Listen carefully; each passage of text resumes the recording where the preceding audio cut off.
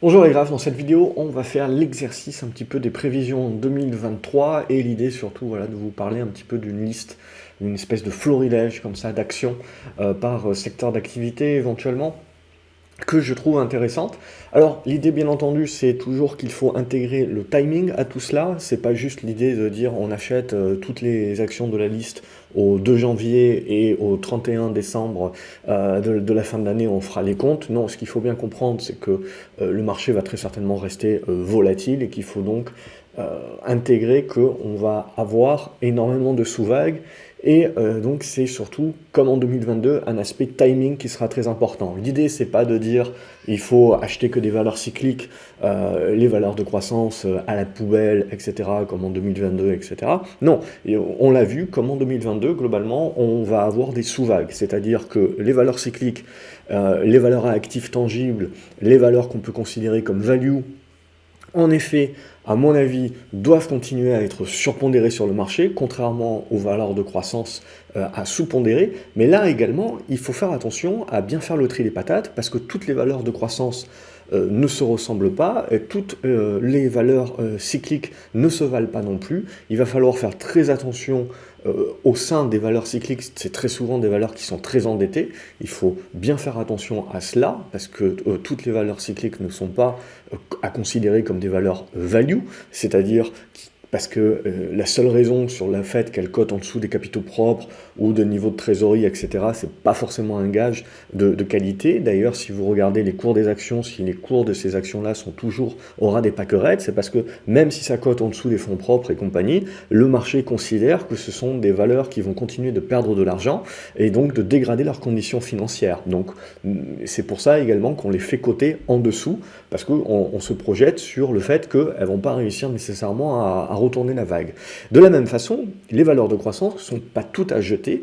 Vous avez, et on peut considérer certaines valeurs de croissance, qui plus est avec la baisse de 2022 sur un paquet d'entre elles, on est revenu sur des PER qui sont moins chers, on va dire. Certains d'entre eux, on peut considérer comme encore chers, mais vous avez énormément de valeurs de croissance qui ont des revenus qui sont récurrents, qui ont des revenus qui sont résilients également, c'est-à-dire que même dans une période éventuellement récessionniste, il faudra voir où est-ce qu'on met le curseur au niveau de la récession, on peut se retrouver avec des valeurs de croissance qui peuvent avoir cet aspect de valeur défensive parce qu'elles ont un pricing power, des revenus récurrents, donc quelque chose d'assez protecteur quelque part, et des marges également qui sont protégées.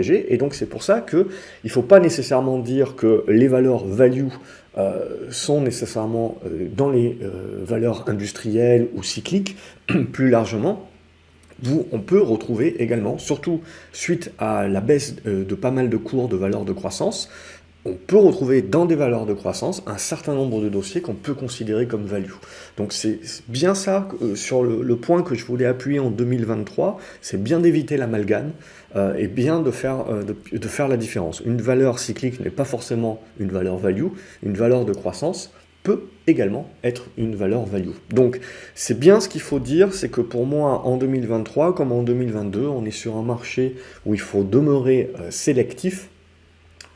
Et il ne faut pas, je dirais, mettre le curseur en disant je fais que des valeurs cycliques et les valeurs de croissance, j'abandonne. Non, il y aura très certainement des sous-vagues, il y aura très certainement des mouvements de flux. Pourquoi? Parce qu'on est toujours dans cette transition. Et une transition, comme je vous l'ai répété tous ces derniers mois, ça prend du temps. Hein. On est dans de l'économie, etc. Donc en 2022, on a eu globalement les gros mouvements, c'est-à-dire grosse inflation, grosse réaction des banques centrales.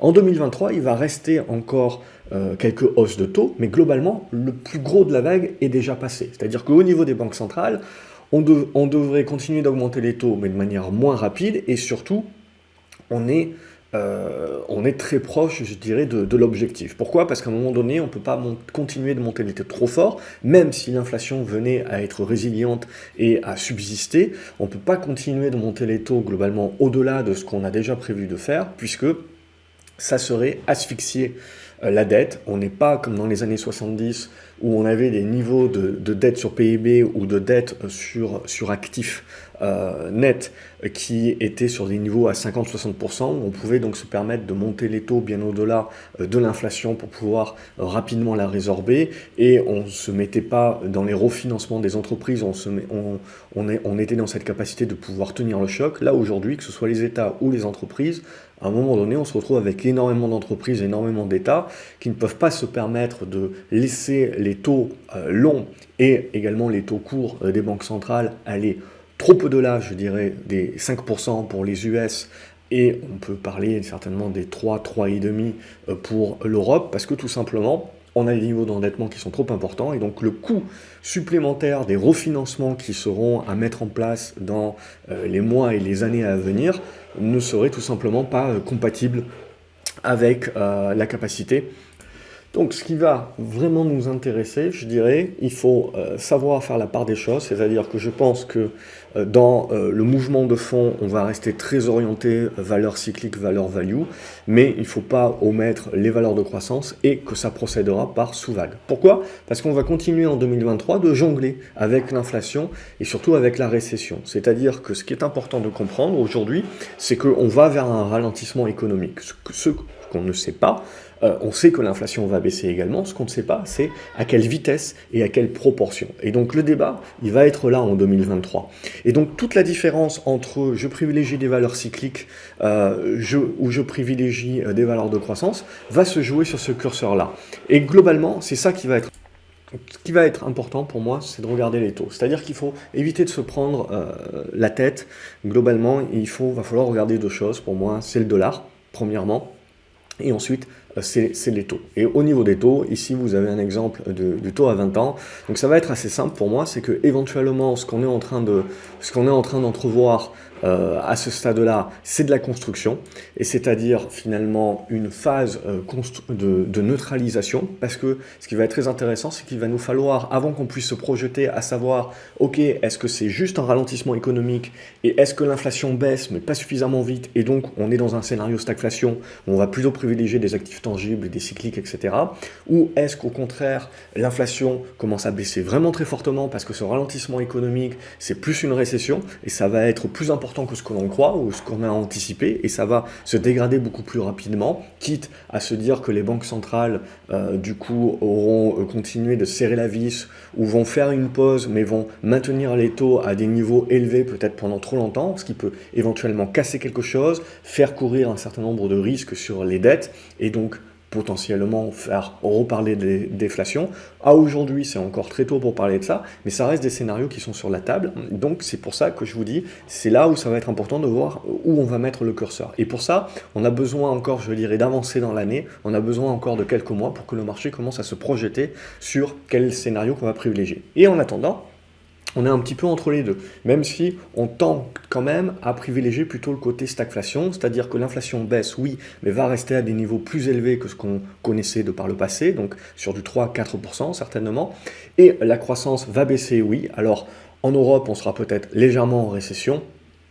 Aux États-Unis, on devrait rester sur des niveaux encore positifs, mais toujours est-il, voilà, on se retrouve avec une croissance molle, voire légèrement négative, et une inflation qui certes baisse, mais reste quand même sur des niveaux de 3-4%. Il faut savoir également que l'inflation qu'on vous sert, en règle générale, c'est l'inflation sur un an glissant. Donc forcément, vous allez avoir un effet de base à un moment donné qui va vous faire, où tout le monde va vous expliquer que voilà, ça y est, l'inflation est vaincue, etc. Mais bien entendu, on a eu des mois de 2021, de mi-2021 et jusqu'à mi-2022, et surtout à partir de 2022, c'est là où on a eu les gros mouvements de hausse inflationniste. Donc à partir du moment où on va avancer dans l'année, ces mois-là ne vont plus être comptabilisés dans le taux glissant sur une année. Donc forcément, tout le monde va un petit peu magouiller les chiffres, nous faire croire que tout va bien, mais on va rester globalement sur des niveaux d'inflation qui sont bien supérieurs à ce qu'on a pu connaître ces dernières années. Et c'est là où ça va être le plus important, parce que et c'est là où il ne faut pas faire un autre amalgame, c'est-à-dire que l'inflation baisse, ça ne veut pas dire qu'on est dans de la baisse de prix, ça veut dire que la hausse des prix monte moins fortement que précédemment. C'est tout ce que ça veut dire, mais on reste typiquement de l'inflation. Même si les prix n'augmentent que de 0,1 ou de 0,2%, on reste aujourd'hui sur encore une augmentation des prix. Donc ça, pour moi, ça va être le point à privilégier. Ce que l'on voit donc quand on regarde les taux, c'est que moi, je ne veux pas me faire de nœud au cerveau. Je pars du principe que là, on est dans de la neutralisation. Si on casse ici par le bas, c'est le prix des obligations, ça veut dire que les taux montent en flèche. Ça veut dire que l'inflation est beaucoup plus résiliente que ce que l'on pensait. Donc ça veut dire qu'on pense que les banques centrales vont continuer de sévir, avec le risque plus tard que finalement elle crée elle-même la récession, ce qui est le but pour faire baisser l'inflation, mais qu'elles appuient un petit peu trop fort, et donc ça renforce la récession pour plus tard. Mais globalement, une banque centrale, la récession, la déflation, ils savent gérer, ils ont les outils. Par contre, l'inflation, ça, c'est quelque chose qui est arrivé dans l'histoire récente globalement trop peu souvent, donc on en a un petit peu peur et on n'a pas forcément les outils pour combattre si jamais ça passe en inflation de second tour. Donc ça, c'est ça aussi qu'il faut bien comprendre à un moment donné, c'est que les banques centrales ont envie de faire en sorte de revenir à un environnement qu'elles connaissent bien et qu'elles savent gérer sur les 20 dernières années. Ce qui est important également, mais j'y reviendrai dans une autre vidéo, c'est un petit peu la vague de fond lorsqu'on va parler de technologie, lorsqu'on va parler de démographie, lorsqu'on va parler de relocalisation, lorsqu'on va parler de géopolitique, de tensions géopolitiques, un certain nombre d'éléments donc qui peuvent avoir un impact déflationniste, structurel, inflationniste, structurel sur des plus longs termes. Mais là, voilà, on va vraiment parler de 2023 avant de passer aux actions. Mais on peut clairement se projeter. Mais ce qu'il faut comprendre pour moi, et c'est mon point principal, c'est que si on veut faire justement le différentiel entre le débat récession, ralentissement économique ou récession dure, c'est les taux qui nous donneront la suite. Donc moi, ici, là, je resterai très neutre. Si on commence à casser par le bas, je commencerai à dire, tiens, inflation persistante. Mais si l'inflation est persistante, ça veut dire que les banques centrales également vont persister, et ça ne fera que renforcer à un moment donné la récession future et l'impact de la récession future. Donc ce qu'il faut bien se dire, c'est que même si les taux augmentent et finalement le prix des obligations baisse à ce niveau-là, le marché ira très certainement continuer de favoriser des valeurs défensives, des valeurs value pour jouer la fin de cycle, et donc n'appréciera absolument pas les valeurs de croissance, bien entendu, sauf les plus résilientes qui peuvent surperformer un petit peu le reste de leur marché. Mais globalement, ce qui pour moi sera très important, c'est que même si on vient à casser ici par le bas et donc à relancer un petit peu le débat, eh ben non les cocos, l'inflation est quand même bien résiliente, elle va pas baisser aussi rapidement que ça, voire elle va rebondir, etc. avec la Chine, etc. On peut se dire tout un petit peu et n'importe quoi, mais je rentre pas dans le détail. Pour moi, c'est le marché, notamment le marché obligataire, qui nous donnera les réponses. Et ben ce qu'il faudra se dire à ce moment-là, c'est que ok, très bien, mais il faut que je me projette à 3-6 mois, ça ne fera que renforcer ma récession future.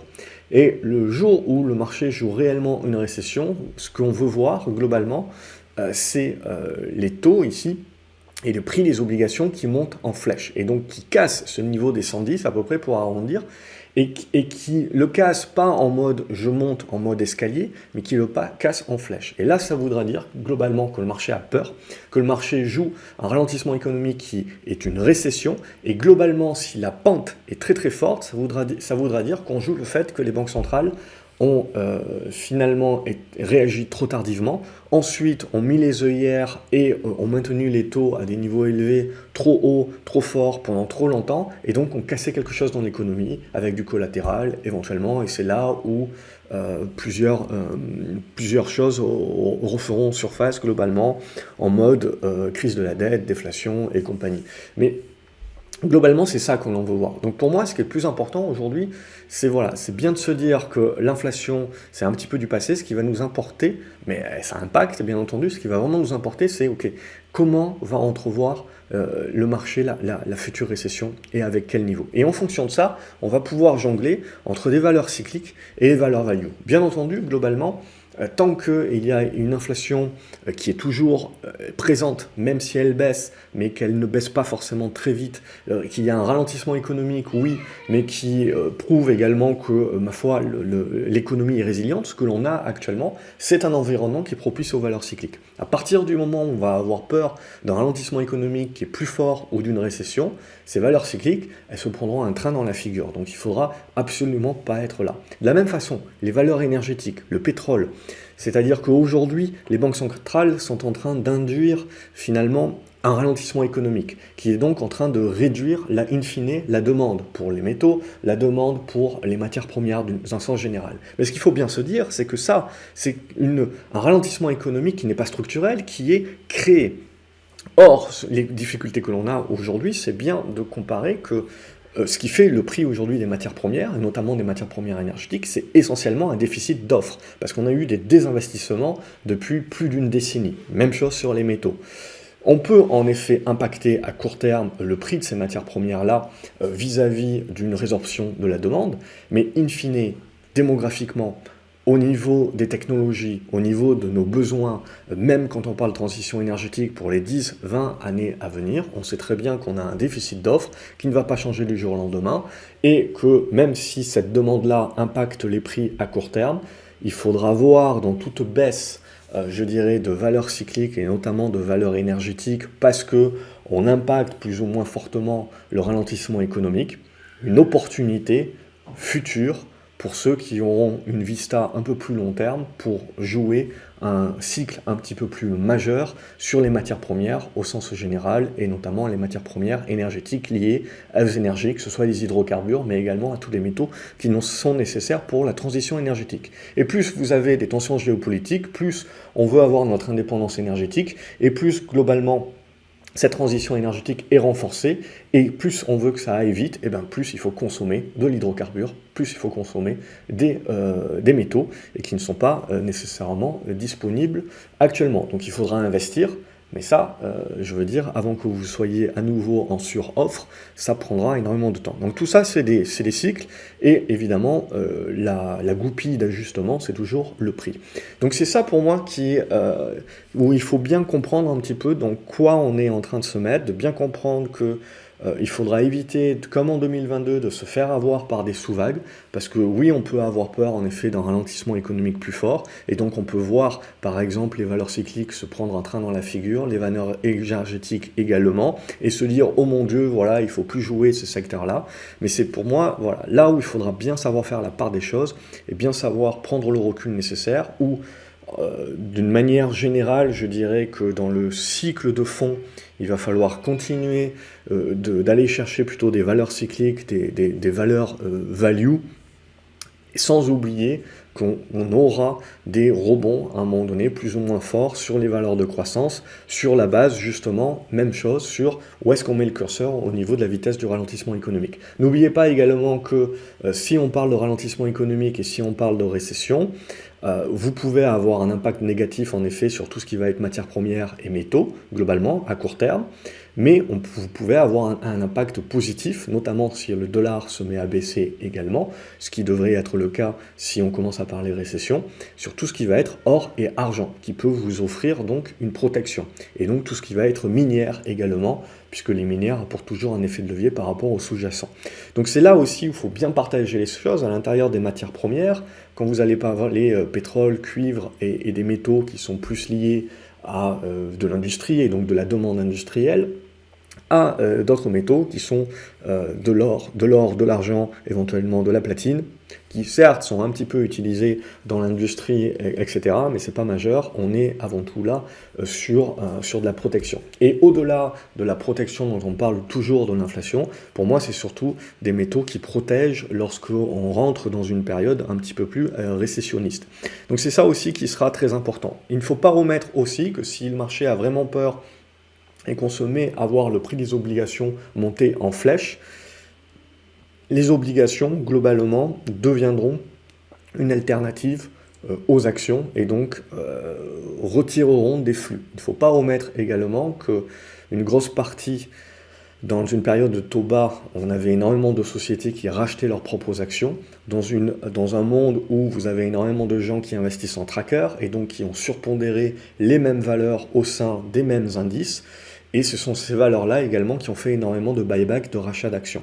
À partir du moment où on rentre en récession, suivant où on met le curseur, si elle est plus ou moins dure, on aura ces personnes-là qui devront puiser et qui devront retirer, qui devront vendre des trackers, et le tracker sera bête et méchant et vendra tout ce qu'il a au fur et à mesure de la pondération. Il n'y aura plus de buyback et de rachat d'actions parce que les sociétés voudront conserver leur cash pour faire attention. Et donc, derrière, si on a vraiment une grosse récession, énormément de flux également sortiront des actions pour aller chercher de l'obligataire. Pas nécessairement pour aller chercher le taux, le coupon, mais l'augmentation également des prix de l'obligataire. Donc ça, si on a la pontification qui se fait sur l'obligataire vraiment en mode fort, ça veut dire que le marché a vraiment peur d'une forte récession. Et là, évidemment, vous pouvez avoir le contre-coup sur les actions qui est moins de flux. Il ne faut pas oublier que sur ces 10 dernières années, voire plus longtemps, mais bien comme il faut depuis ces 10 dernières années, on a eu un surflux sur les actions globalement avec une surpondération des actions et on a oublié globalement que les obligations et les actions rentrent normalement, si on respecte les cycles et si les banques centrales permettent de respecter les cycles, sont en concurrence pour les flux. Donc on devrait revoir venir des portefeuilles un peu plus pondérés avec de l'obligataire pour justement jouer un petit peu le profil un peu plus défensif. Et ça, c'est autant de flux qui ne sont plus sur les marchés actions et qui peuvent manquer donc sur les niveaux d'impulsion, c'est-à-dire qu'on ne retrouvera pas éventuellement les mêmes contreparties. Ce qui ne veut pas dire donc que le marché sera moins volatile, bien au contraire. Si vous commencez à manquer de contreparties, s'il y a moins de contreparties qu'avant, en fait vous allez vous retrouver avec plus de volatilité sur les marchés. C'est ce qu'on a déjà ressenti ces derniers mois. Vous le voyez, on n'a pas forcément des constructions intermédiaires qui se mettent en place. Très rapidement, quand le marché fait son choix, on rejoue la croissance ou on rejoue les cycliques de manière très rapide et les rattrapages se font de manière violente. Donc, une fois qu'on a dit ça, et donc maintenant on passe un petit peu au topo des actions et donc je vais vous lister rapidement la liste des actions. Alors ça ne veut pas dire qu'il faut les acheter, ça ne veut pas dire globalement que c'est le bon moment encore, ça veut dire que voilà, il faut comme chacun se forger une liste, c'est notre base et une liste ça doit vivre tout au travers de l'année et puis on ajustera au fur et à mesure et après il y a l'aspect timing qui est le plus important. Mais toujours est-il, voilà, je vais vous lister les actions qui pour moi sont intéressantes. C'est pas que mes propositions d'ailleurs, il y a des propositions que vous avez faites, vous, la communauté, dans les différents commentaires, il y a des propositions de l'académie. Bref, c'est un petit peu une espèce de melting pot. Il y a beaucoup de choses différentes. Il y a très certainement des oublis. C'est pas parce que je ne parle pas d'une action ici qu'elle n'est pas intéressante. Je ne connais pas tout le marché globalement. Et puis il y a un certain nombre de titres que je trouve intéressants, mais au bout d'un moment, faut un petit peu décider de mettre une séparation, de mettre une ligne. Ça ne veut pas dire que certaines actions dont je vais parler ici, eh ben, je ne les remplacerai pas par d'autres titres que je vais trouver plus intéressants dans un mois ou dans 2 mois. Voilà, c'est ce genre de choses-là, ça doit vivre, c'est ça qui est le plus important.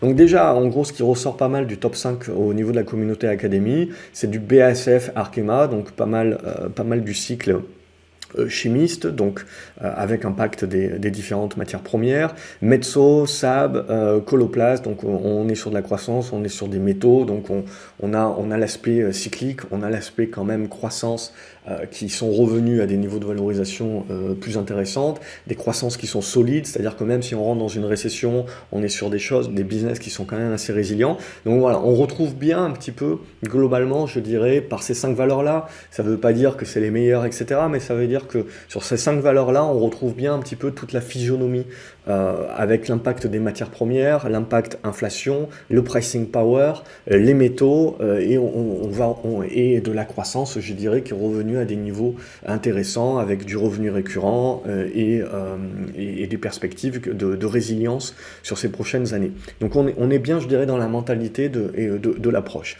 Après, il y a énormément de valeurs défensives, alors faut faire attention, c'est des valeurs avec des dividendes, mais également j'intègre dans des valeurs défensives qui peuvent être même des valeurs un peu plus tirées vers la croissance et la techno, mais parce qu'elles ont une récurrence des revenus, elles ont du carnet de commandes, c'est-à-dire qu'elles ont quand même un aspect, même si on rentre dans une économie un petit peu moins conciliante, elles ont un aspect je dirais plus protecteur, où il y a un certain socle, une certaine base. Vous avez du Total Gabon, ça devrait finir par se fermer globalement et verser, et continuer de verser du dividende exceptionnel. Du Total Énergie, donc là aussi il faut faire attention, c'est-à-dire qu'à un moment donné ou à un autre, si on a peur de la récession, les valeurs pétrole, les valeurs cycliques globalement se prendront un tir, Total Énergie en fera partie, mais vous avez quand même un certain socle, et l'idée voilà c'est que certains en profiteront pour acheter avec une perspective beaucoup plus long terme, comme j'ai pu expliquer au début de la vidéo. Il y a Engie aussi, du TF1, du Sanofi, du Danone, du Schneider, du Virbac. Voilà, ça c'est l'aspect pour dire qu'on est sur du Virbac par exemple, c'est qu'on est sur des business quand même qui n'ont pas non plus énormément changé, qui vont continuer de rester résilients et qui sont revenus à des niveaux de valorisation intéressants. Donc c'est là aussi où on a ces valeurs un petit peu de typée croissance qui sont revenus sur des niveaux de socle et qui peuvent être reconsidérés entre guillemets, même si c'est peut-être encore pour certains d'entre vous, ça dépend des profils, encore cher, etc. Ça reste des valeurs qui re-rentrent, je dirais, dans la Vista. Alstom, Altria, bon, vous avez British Tobacco, etc. aussi, ça c'est des valeurs qui vous versent des dividendes, ce genre. Et c'est assez défensif, c'est bien solide. Stellantis, Forcia, ouais, tout ce qui est automobile, j'apprécie également. Alors ça ne veut pas dire qu'on va gagner des 100 et des 1000, parce que potentiellement le marché décidera de ne pas les revaloriser encore. C'est encore un marché qui est compliqué, hein.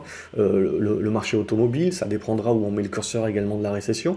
Mais voilà, vous êtes revenu sur des niveaux de valorisation qui sont intéressants, donc ça peut avoir un couvert, je dirais, défensif. BIC également, Pernod Ricard, Orange évidemment, Euroapi, BNP, AXA, Clinica Bavera pour sortir un petit peu de France, du Boiron pour moi comme en 2022. Je pars du principe qu'il y a un certain nombre de boîtes, et dans les petites boîtes aussi, où il y a un certain nombre de boîtes qui vont se retirer de la bourse parce que elles n'ont pas, elles sont autosuffisantes globalement, elles n'ont pas besoin de lever des capitaux sur les marchés, donc pourquoi pas, je veux dire, se retirer des marchés. BASF, on a déjà parlé, un petit doublon, et ADP, que j'aime bien aussi en valeur un petit peu défensive. Au niveau défense, cette fois-ci armement, il ne faut pas oublier que même si on tend vers, je dirais, une fin de la guerre en Ukraine, voilà, on ne sait pas trop quand, les tensions géopolitiques resteront à leur maximum. C'est-à-dire même si vous avez un cessez-le-feu, ça veut pas dire globalement qu'on va inverser et on part vers un réarmement. Et donc on a d'une manière long terme un certain nombre de valeurs pour moi qui vont continuer d'en profiter. Rheinmetall donc en Allemagne, Leonardo en Italie, Thales et Exail en France. Plus petite cap, Exail. Au niveau des petites caps également, alors là aussi, je n'ai pas voulu faire une liste à l'après-vert, je trouve qu'il y a énormément de petites caps qui sont intéressantes, qui sont revenues sur des niveaux intéressants. Voilà, même chose, on dit toujours un petit peu, cette année, ça va être l'année des petites caps. La vérité, c'est qu'elles sont pas mal délaissées aujourd'hui, et que surtout en Europe, à moins qu'on continue d'avoir un euro qui continue de bien se renforcer, et donc qui fasse revenir un petit peu de la confiance avec une fin de la guerre, etc. Ça manque de flux, clairement, Euronext aujourd'hui, la problématique sur les petites caps, c'est que ça manque de flux. Mais voilà, on n'est pas à l'abri d'avoir cette transition en 2023, donc du coup, il y a un certain nombre de petites caps que je trouve intéressantes. La liste n'est pas exhaustive, il y en a beaucoup, mais voilà, j'ai fait un choix. Focus Entertainment, Quamplify, j'aime bien aussi. Alors, je rentre pas dans les détails de toutes les actions, sinon c'est une vidéo qui va faire 3 heures. Globalement, petit à petit, au fur et à mesure de l'année, je ferai toujours des topos dans les analyses du week-end, hein, un petit peu plus spécifiques. Sinon, je vous invite à aller voir tout simplement ce que fait l'entreprise. C'est le b.a-ba et c'est le début. Et vous comprendrez, in fine, pourquoi c'est éventuellement des business qui m'intéressent, même si on rentre dans du ralentissement économique, etc. Delphine sur l'équipementier automobile, Verimatrix. Alors, c'est une vidéo que je voulais faire il y a déjà un petit moment, mais j'ai pas eu le temps. Et là, avec cette première séance de l'année, évidemment, le marché me coupe un petit peu l'herbe sous le pied, parce qu'il y a un paquet de ces valeurs-là qui ont déjà énormément bien réagi sur cette fin d'année et première séance de l'année. Mais toujours est-il que voilà, faut pas nécessairement se jeter dessus, peut-être attendre des constructions et des consolidations, mais ça fait partie des valeurs qu'il faut garder un petit peu sous la main. Verimatrix, Nextedia, même secteur d'activité, LDLC pour une revalorisation globalement, Quadient que j'aime bien, freelance.com toujours, chargeur aussi, Aramis pour le secteur auto. Alors là aussi, c'est la même chose, c'est qu'à court terme, c'est secteur qui, à mon avis, continue de souffrir. Mais si on se lance dans des perspectives long terme, bah, il y a vraiment des revalorisations qui peuvent être intéressantes sur le secteur. Donc tout est une question de votre profil également, de votre horizon de placement et de savoir quel est votre niveau de timing. Rien ne sert de trop anticiper, mais également à trop attendre. Des fois, on loupe un certain nombre de dossiers. Donc c'est juste où vous mettez le curseur. Et donc je dirais, en 2023, plus que jamais, globalement, ce qui est surtout important, c'est de vous connaître vous-même et de connaître votre profil. SMCP également, je pense qu'il peut y avoir une petite opération. C'est un petit peu l'Arlésienne là-dessus aussi, mais ça va finir par arriver. De CRSI, c'est un dossier que j'apprécie, mais qui est souvent trop peu liquide pour que j'y rentre. Peut-être si quelques gérants commencent à s'y intéresser, ça peut revenir. La famille Elior d'Erichbourg, toujours. Le groupe SFPI également, qui peut être revalorisé. Believe, pour moi, une petite valeur croissance qui est toujours très intéressante. Nacon également, il peut y avoir quelques opérations capitalistiques. Vente unique a déjà bien reperformé, donc il faudra peut-être attendre qu'elle reprenne un petit peu son souffle, et après on en reparlera. Groupe Guillain, pour moi, qui est toujours une valeur où j'attends une sortie de la cote. BioIV également, Walix sur la cybersécurité, c'est toute petite valeur, c'est pas très liquide. Pierre et Vacances qui revient bien, je dirais, en guise de petite valeur qui peut intéresser quelques gérants. Au niveau des banques également, je veux dire, tant qu'on n'a pas peur de la grosse récession qui fait mal, les bancaires continuent de profiter d'une inflation qui reste un petit peu sticky, et donc de banques centrales qui certes vont un petit peu moins monter les taux, mais vont conserver ces taux-là à ces niveaux-là pendant pas mal de temps, ce qui peut permettre aux banques de refaire pas mal de marge. Mais au-delà des banques, voilà, il y a d'autres sociétés à plus long terme également qui, pour moi, vont continuer d'attirer pas mal, comme du Amundi et du Euronext. Je trouve qu'elles ont un profil assez défensif, justement, parce qu'à un moment donné, il faut bien placer son argent, et sinon au niveau des bancaires, Société Générale, Crédit Agricole, Banco Santander, pour le côté un peu plus spéculatif que juste du BNP Paribas qu'on a déjà cité, ou du AXA globalement. Énergie et métaux, voilà, là aussi il y a beaucoup de valeurs que je suis, mais si on doit se focaliser un petit peu, les dossiers comme Morel et Prom, Esso, Schlumberger, donc plutôt des parapétrolières globalement, alors sauf Morel et Prom. Valourec, j'ai mis CGG, mais Valourec est clairement mieux disposé, mais CGG pourquoi pas sur des faits rattrapage. Technip Énergie, alors il n'y a pas d'ordre, c'est pas parce que c'est le premier cité ou le dernier cité que ça a plus ou moins ma préférence, il n'y a pas vraiment d'ordre, c'est comme ça m'est venu dans la tête. Du Eramé, je continuerai de suivre, du Numéris aussi, Arcelor, Aperam, AMG, et ensuite, donc ça c'est le côté vraiment cyclique, mais si jamais le marché commence vraiment à avoir peur de la récession, ça va se faire défoncer. Mais toujours est-il que si on se projette sur du 2024, 2025, etc., ça reste pour moi des dossiers qui continueront d'être revalorisés. C'est juste qu'il faut s'attendre à 2023, si en effet on met le curseur de la récession un petit peu trop fort, ça risque globalement un petit peu de tanker, mais ça fera renaître des opportunités d'achat. Ce qui peut permettre un petit peu d'amortir éventuellement le tankage si on a cette récession qui fait un petit peu peur, c'est le côté or-argent. Et on a déjà vu des revalorisations pas mal. J'ai une petite londonienne, alors il y a pas mal de minières que je suis, etc. Mais globalement, voilà, j'aime bien aussi incorporer au-delà des majors, je pourrais citer Barrick Gold, etc. Bon, vous en avez une grosse ici comme Fresnillo, mais aussi il y en a des petites avec l'aspect spéculatif comme GGP qui peut avoir cet aspect de rattrapage en mode spécu. Eclat Mining, Yamana également. L'uranium pour moi reste et continue de rester quelque chose que je trouve très intéressant pour l'avenir. Ce qui est très intéressant également, c'est le volte-face même des écolos globalement sur le nucléaire, et donc l'investissement dans le nucléaire, et ça peut évidemment créer un impact sur le déficit d'offres d'uranium, puisque évidemment depuis Fukushima, mais bien avant également, on était dans du désinvestissement chronique, donc éventuellement ça va relancer un petit peu les investissements, etc. Et en attendant, la variable d'ajustement, c'est les prix. Donc là, j'ai cité Denison Mines, mais il y en a plein pour celles et ceux qui suivent globalement depuis 2019 le secteur uranium est pour moi intéressant. Il y a eu le Covid, etc. Donc ça a mis du temps à revenir, mais ça a pas mal poussé, et là je pense que ça va redevenir stratégique pour un certain nombre de pays. Donc il faut le garder à l'œil. Globalement, quand on parle énergie, tout le monde pense pétrole. Je pense qu'il faut regarder ce qui se passe au niveau du nucléaire. Alors je ne parle pas du producteur nucléaire, hein, comme style EDF et compagnie, c'est vraiment de la matière première, donc uranium. Et il ne faut pas oublier que si les Russes, et notamment, c'est surtout le Kazakhstan qui produit énormément, dans les tensions géopolitiques, il y a cette question d'uranium également qui rentre en ligne de compte. Mais il ne faut pas omettre le Canada, l'Australie, les États-Unis également, qui sont des producteurs, l'Afrique aussi. Donc il faut aller commencer à piocher sur ces niveaux-là, puisque là aussi, il y a un certain nombre de protections et de dédoublements qui seront faits. Il ne faut pas omettre également que si on va vers de la récession, les biotech ne sont pas non plus à complètement défoncer, surtout des biotech qui ont beaucoup de cash et qui ont un pipeline qui est quand même intéressant, bien entendu, et un certain nombre de biotech qui peuvent se faire racheter. On pense notamment à Inat Pharma, à du Genfit, etc. Donc voilà, pour moi, ça peut être, il ne faut pas mettre toutes les biotech dans le même panier. Il y a un certain nombre de biotech sur Euronext qui peuvent rester intéressantes.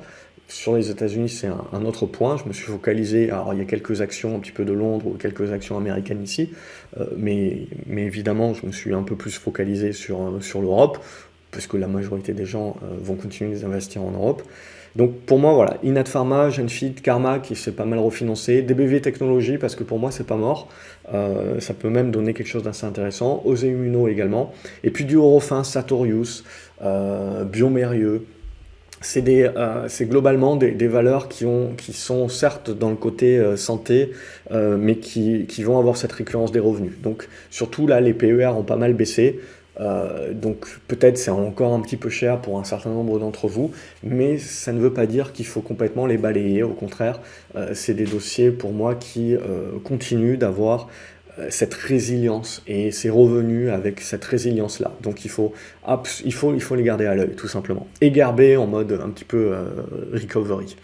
Ensuite, ce qu'on a vu, et on le voit bien sur cette première séance de l'année, c'est que les mal-aimés reviennent pas mal. Alors est-ce que ça sera durable ou pas? Ça, je sors mon joker, mais globalement, on voit que Atos revient pas mal, ça va commencer à faire le shopping et à mettre la pression. Donc ça peut devenir un dossier qui peut pas mal partir entre les Américains, les Français également, qui peuvent se faire la guéguerre pour essayer de se positionner en avant-garde avant la scission. Dassault Systèmes, ça reste pour moi un acteur important, qui là aussi a pas mal baissé ces derniers mois. Donc ça va se regarder, ça ne veut pas dire que ça ne va pas baisser encore un petit peu plus, mais pour moi, voilà, c'est des actions qu'il faut garder un petit peu dans son suivi. Orpea, globalement, tout ce qui est Orpea, Technicolor, c'est des sociétés où on le sait, où on a une épée de Damoclès au-dessus de la tête avec une augmentation de capital, et pas qu'un peu. Donc là, globalement, c'est soit on est trader et on fait mumuse, soit on attend. Il vaut mieux, plutôt que d'anticiper, il vaut mieux attendre que les questions de financement soient clarifiées. Et en attendant, éventuellement, on le voit, si on veut vraiment rester dans la famille, on peut plutôt privilégier du Corian ou vis-à-vis de Technicolor, on peut plutôt essayer de privilégier Ventiva, qui reste actionnaire de Technicolor à 35%, je crois, quelque chose comme ça. Au niveau du luxe, je laisse de côté le reste, Kering pour moi, mais plus en mode jouer trading, hein, pour faire des allers-retours, parce que sinon c'est la plus faible du secteur globalement. Casino Rally, pour moi, je pars du principe également aussi qu'on est peut-être là dans quelque chose qui peut se revaloriser, notamment grâce aux questions de résorption de la dette, etc. S30, pour moi, ça reste quand même un canard bien boiteux, mais voilà, si le marché se remet à privilégier un petit peu et à rejouer un petit peu de croissance, il y a du rattrapage qui peut se jouer. Sur Ubisoft, pareil, c'est plus qualitatif. Et ensuite, j'ai sorti une valeur cannabis. Alors, j'ai pris Trulieve parce qu'elle est axée US, et c'est une valeur où on sent que voilà, elle a été profitable, elle peut continuer de l'être. Alors, bien entendu, c'est un secteur d'activité globalement où il y a de la croissance, et donc même si on a de la récession, c'est un secteur d'activité qui peut être privilégié parce qu'on va continuer d'avoir de la croissance. Toujours est-il qu'on a énormément d'acteurs qui ne sont pas rentables et qui ne le seront certainement jamais. Donc on a pas mal d'acteurs également qui vont faire faillite. Donc ça peut pousser également à de la consolidation, alors même qu'on est en train de partir donc de plus en plus sur de la légalisation. Donc c'est là où je vais plutôt choisir un acteur qui est américain et qui peut profiter de la légalisation aux États-Unis plutôt qu'un acteur canadien, ce genre de choses-là. Alors après, ça m'empêche pas de jouer le côté trading sur l'acteur canadien par exemple, mais si je dois me projeter sur quelques mois, quelques années, je vais préférer targeter des acteurs américains. Il faut faire attention, les acteurs américains pour l'instant sont un marché OTC, donc c'est des pink sheets, donc c'est globalement il y a beaucoup de gérants qui ne peuvent pas y aller, qui ne peuvent pas acheter, donc il y a une question de flux également. Donc on est encore un petit peu en anticipation. Mais voilà, ce secteur d'activité, je dirais, même si ce sont des valeurs de croissance qui se font défoncer également tant que les taux augmentent, etc., c'est des valeurs sur lesquelles il faut les garder à l'œil parce que pour moi, c'est des valeurs qui peuvent avoir un aspect spéculatif qui peut être intéressant. La Chine, je pense que le gros du rattrapage, c'est pas mal déjà fait, ce qui n'empêche pas qu'à très long terme, on peut rester dans des perspectives. Alors évidemment, il y a toujours cette épée de Damoclès, Chine, Taïwan et compagnie, mais toujours est-il, sur une base de construction, etc., il y a un certain nombre de valeurs que vous connaissez déjà, parce que ce sont celles que je suis pour jouer la Chine notamment. C'est Alibaba, Pinduoduo, Prosus pour rester, si vous voulez, des actions en Europe en euros, pour quand même jouer le secteur. New Technology, eux, ils font des scooters électriques, ce genre de choses-là. Et Data Nexus, qui est une filiale de, j'ai oublié le nom maintenant, JT.com, voilà, assez proche, le PDG est assez proche du pouvoir, mais ça veut rien dire globalement, mais voilà, on est sur de la logistique, dernier kilomètre, donc réouverture de la Chine et compagnie. Il ne faut pas omettre que voilà, là on a joué à plein au niveau de la Chine la fin du zéro Covid, mais qu'entre-temps, voilà, on se retrouve avec un surplus d'épidémie Covid, donc la reprise économique de la Chine, voilà, c'est quelque chose qu'on jouera peut-être, qui sera effectif peut-être sur la seconde partie de l'année, mais ça ne veut pas dire que le marché ne va pas l'anticiper. Mais pour autant, je pars du principe que là, le marché a quand même bien valorisé le fait que le parti, quelque part, redevenait plus ouvert. Mais ensuite, on n'est pas à l'abri d'avoir le contre-coup du fait que la relance économique, c'est pas trop ça, parce qu'on a le contre-coup justement de cette ouverture et donc de ces millions de cas Covid. Et donc petit à petit, quand la vague sera passée, etc., éventuellement, sur la seconde partie de l'année, on rejouera un petit peu le cycle au niveau de la Chine, ce qui reposera des questions sur l'inflation, etc. Bref, tout est lié, mais comme je vous ai dit, si on ne veut pas trop se prendre la tête, on regarde globalement les taux et on saura un petit peu ce que le marché en pense. Au niveau de la tech, bon, des semi-conducteurs, du BE semi-conducteur, du ST Microelectronics, du SAML, ce genre de choses-là. J'aime bien Meta, Microsoft, Alphabet, pour moi, même si c'est dans des mouvements correctifs et potentiellement qui vont continuer. Ça reste des grosses caps, des grosses valeurs, donc si on veut jouer à un moment donné des sous-vagues, c'est là-dessus que je continuerai de privilégier. Tesla aussi, pour moi, c'est un jouet de trading. Donc si on est court terme, qu'on a un petit peu de temps, quand on aura les rebonds globalement à jouer, Tesla continuera d'être un bon jouet de trading.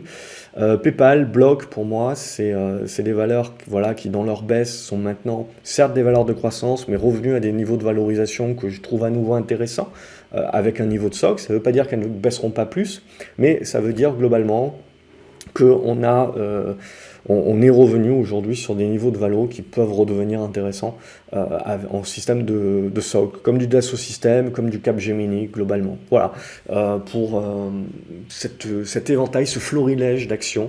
Alors évidemment, pour certains, c'est pas assez, pour d'autres, c'est trop. Ce qu'il faut bien comprendre, c'est qu'en gros, rien n'est figé et rien ne doit être figé. On vit au travers de l'année globalement avec cette liste. Et ensuite, on va l'ajuster au fur et à mesure. Et en fonction de ce que décide le marché, on va savoir où est-ce qu'on met le curseur. Parce que tout est une question globalement de pondération et donc de taille de position, où est-ce qu'on va mettre le curseur. Donc évidemment, n'hésitez pas à vous abonner à la chaîne et à la newsletter sur le site gravecobourse.fr parce que globalement, je continuerai de discuter de ça au jour le jour et les week-ends. Avec les vidéos, on continuera de faire les vidéos de récap globalement. Donc ça, c'était la vue hélicoptère.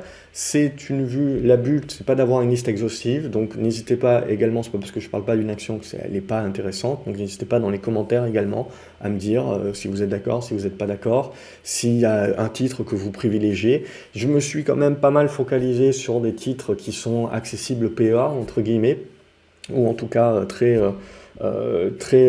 compte français. Il y a quelques titres américains, etc. Mais voilà, il y a aussi le dollar sera très important hein, si on est en pouvoir d'achat euro pour acheter des valeurs américaines. La suite de l'euro-dollar sera très importante. Mais globalement, voilà, il ne faut pas négliger non plus le marché américain. Ce qu'il faut juste, c'est prendre en considération également la volatilité que l'on peut avoir sur le dollar en fonction de où on met le curseur de la récession. Ça aussi sera un gros impact pour savoir où on met le curseur, nous, dans ce qu'on va privilégier en termes Europe-US. Voilà, j'espère que la vidéo était certes longue, mais j'ai voulu refaire un melting pot, pas juste vous donner juste les actions comme ça, mais vous donner le contexte également. Donc j'espère que c'était le plus clair possible. N'hésitez pas à liker la vidéo, à la partager également sur les réseaux sociaux pour éventuellement que ça puisse aider plus de gens. Moi, je vous retrouve en 2023, donc comme en 2022 et les années précédentes, pour une nouvelle année d'aventure boursière. Merci de votre fidélité, merci de commenter les vidéos, de partager également vos avis. Ça fait toujours plaisir, ça aide et voilà, on va essayer de naviguer au travers de cette année 2023 de la meilleure façon possible. Je vous retrouve à la prochaine vidéo. Bonne année une nouvelle fois les graphes. À la prochaine. Salut.